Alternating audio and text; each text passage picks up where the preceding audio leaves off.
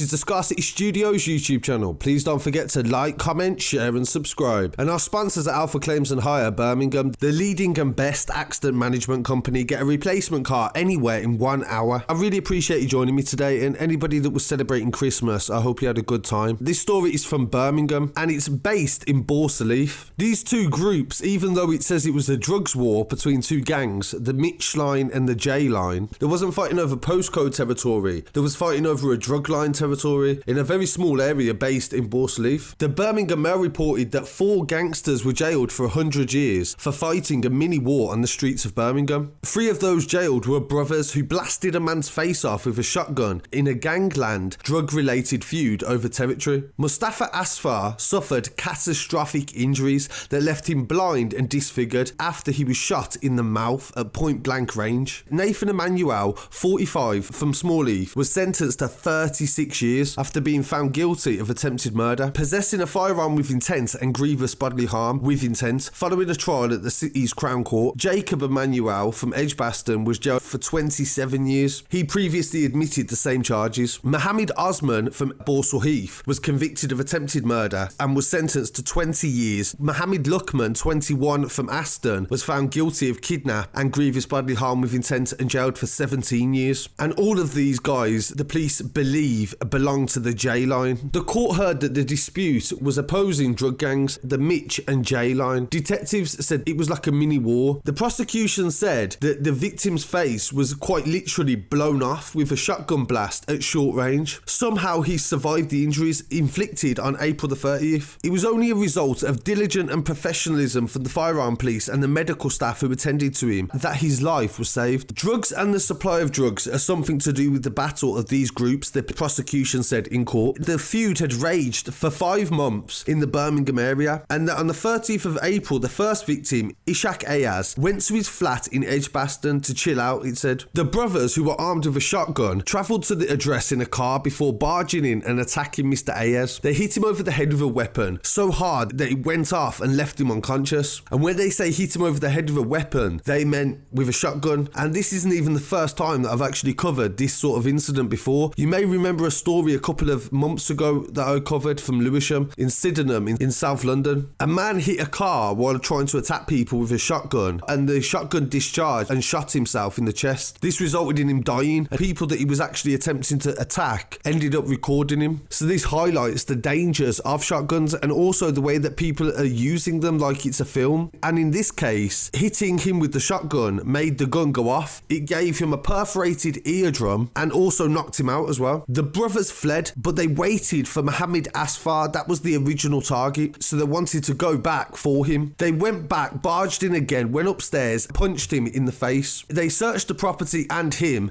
and made demands for money before Jacob Emanuel encouraged his brother to put the gun to the victim's head. They said the gun must have been touching the victim's mouth. Nathan Emanuel pulled the trigger, the gun went off and Mr. Afsar collapsed to the floor. The two brothers then left, assuming that he was dead because they had blown his jaw off, his cheeks, his eyes. How on earth he survived is just a miracle if you believe in them. He said he didn't summon any help and the victim remained in the state for about half an hour before police and emergency services arrived. Mr. Ayaz said he suffered a cardiac arrest and died before being resuscitated and then underwent 2 days of operations lasting 11 hours each. Over the next 48 hours, there was a series of reprisal attacks. On the May the 2nd, the third victim, Hassan Khan, was bundled into a car and taken to a secluded area. He was then pulled out of the vehicle in Caroline Road and stabbed in the neck by Osman, the blade going straight through his body. Mr. Davies said the shotgun had never been recovered from the original incident. Passing sentence, the judge said the offences all have a common origin. They are a vicious and violent gang dispute between the J line and the Mitch line. Both these gangs were based in Balsall Heath and each wanted control of the supply of drugs in that area. I am sure that each of you are either a member of the J line or closely related to it. The judge said that Mr. Afsar's face had been destroyed in this incident. The effects that was left on the victim were permanent. He's permanently disfigured. The judge told the brothers they are undoubtedly dangerous men